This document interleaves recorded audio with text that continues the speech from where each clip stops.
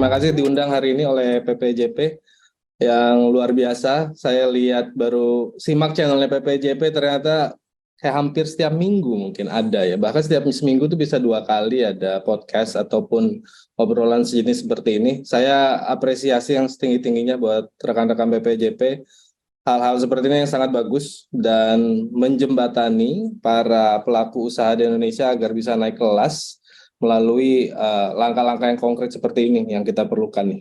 Jadi memang sebagian besar kegiatan kami itu berada di luar lapangan ya, mencari jejaring, kemudian juga mencari peluang-peluang langsung ke pusatnya, ya, langsung ke para pelaku usaha di sini untuk melihat bagaimana produk kita bisa masuk, bisa diterima. Atau jika memang pelaku usahanya sudah melakukan pembelian dari Indonesia, tentu meningkatkan volumenya dengan mendatangkan produk-produk yang lainnya.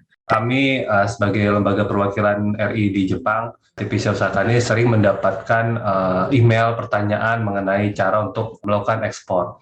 Dan kami pun juga selalu menginformasikan ada lembaga pemerintah RI di Kementerian Perdagangan yang membantu rekan-rekan untuk membantu bisa melakukan ekspor ya. Sebetulnya sejak ada World Expo di 2015 ini Italia semakin terbuka terhadap produk impor, terhadap produk asing gitu. Sehingga saya pikir balik lagi secara umum potensi untuk masuk ke pasar Italia itu tetap terbuka.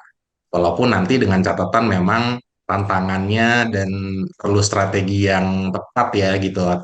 Memang kami sebagai perwakilan membutuhkan bantuan EJP dan beberapa pelatihan yang lainnya, Pak.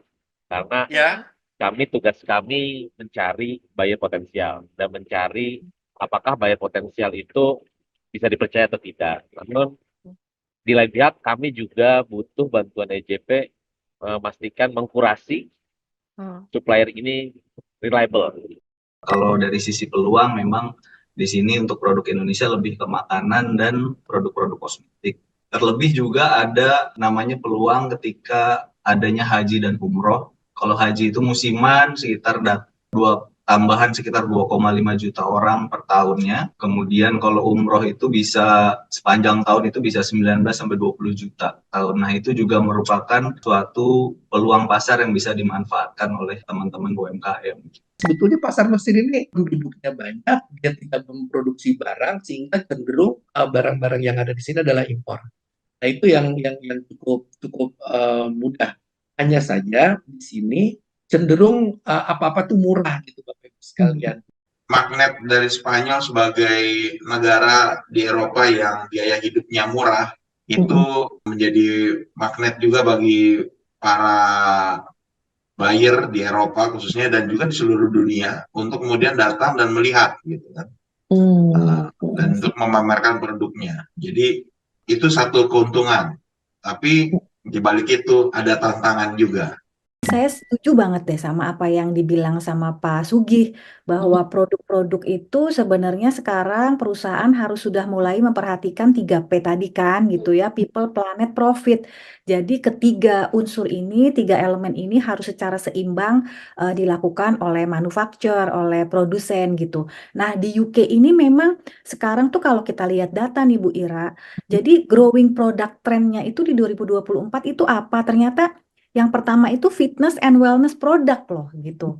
Berarti kan produk-produk yang menunjang ke arah kesehatan ya gitu. Kemudian untuk makanan dan minuman itu yang paling penting kalau saya kemarin sempat bicara dengan importir kami yang setia mengimpor produk Indonesia adalah kandungan dari siklamat, terutama itu untuk produk-produk seperti kerupuk atau chip. Mereka rendah sekali dan itu menjadi salah satu tantangan bagi produk Indonesia. Untuk makanan-makanan di sini itu harus saja mandatori ya, harus wajib menyebutkan bahwa ini apakah mengandung unsur hewani atau tidak gitu. Karena untuk kepastian para konsumen yang di sini seperti itu.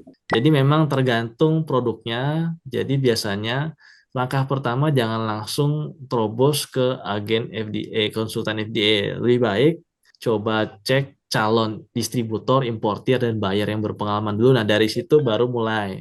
Misalnya ke freight forwardernya biasanya udah ada langganan, baru ke konsultannya biasanya mereka juga udah ada langganan gitu.